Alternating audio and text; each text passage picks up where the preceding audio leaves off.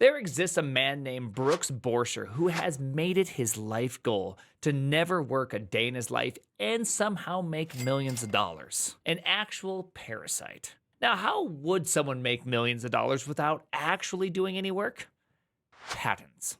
You may not be familiar with the documentary about software engineering called The Silicon Valley, which in season 4, episode 7, The Patent Troll, a company uses its patents to legally extort money from Richard Hendricks, CEO. But through some Scooby-Doo level meddling, Richard is able to save his company from the patent trolls. Now, Mr. Borchers is a real-life incarnation of this episode. He is a patent troll. In fact, he has strong-armed Cisco and Juniper Networks into paying him many, many dollars. You better hold on to your flapper because it's about to get gasted, but before we can do that, we're going to have to do a little bit of scene work, okay? I'm going to have to tell you a little bit about our boy, Mr. Brooks Borchers. In 2006, Mr. Built Like a Bag of Milk Borchers acquired his stockpile of patents.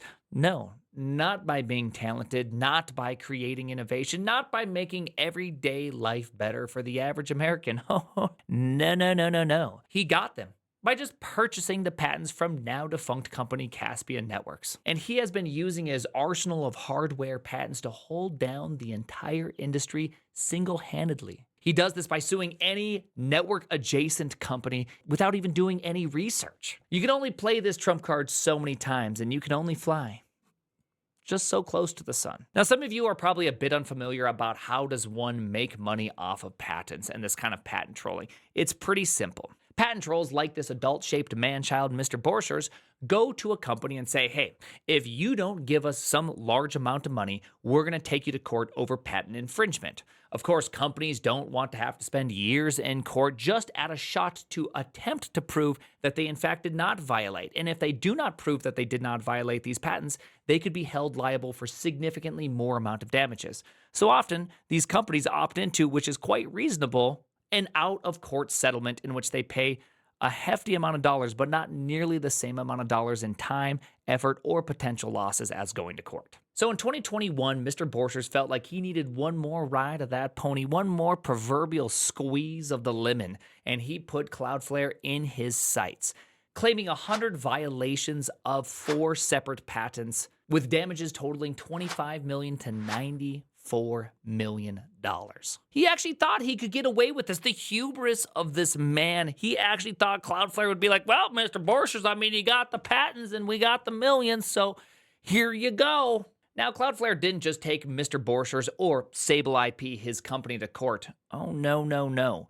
They humiliated him and legally dismantled Sable IP. And the whole world got to watch this happen when Mr. Borchers took the stand. I mean, that's your business. Let's don't beat around the bush. You're in the business of filing lawsuits, true? Yes. And you would agree with me that you've been in the business for a while, right? Yes. Mr. Borchers just agreed that it's his business to sue people, but even though this is super scummy, he's a patent troll.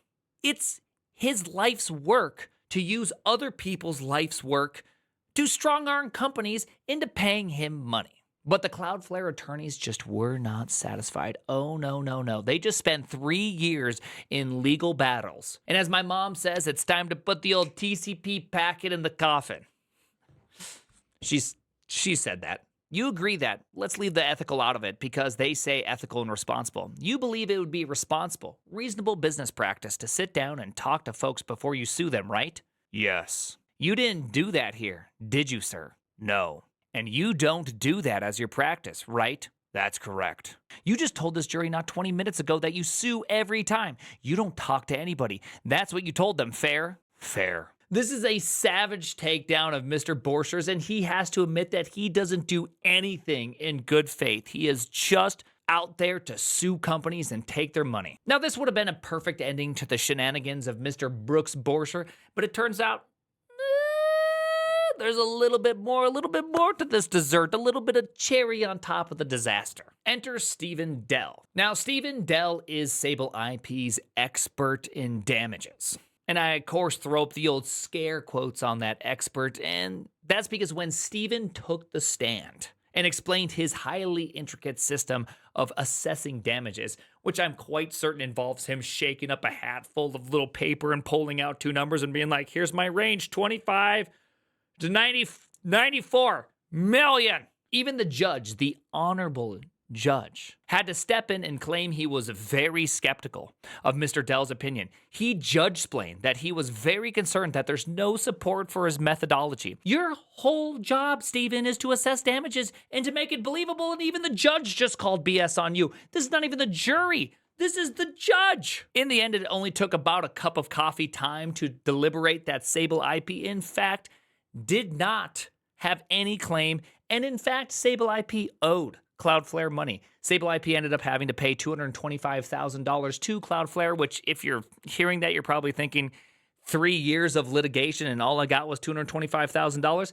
It's kind of peanuts in comparison to the expense of that. But that's not the real win. The real win is that Sable IP had to take all of their patents and make them public. They're no longer able to feign giant losses, be able to pursue more companies, and be able to stifle innovation anymore. And Mr. Borchers, your days with networking came to an end. Now, I'm sure Mr. Borchers and expert Steven will sleep great knowing that they have several other companies, each with several other patents, in which they will continue to terrorize innovation and make sure that nobody can grow without them getting a little free piece of that pie. But it does feel pretty dang satisfying knowing that justice was served.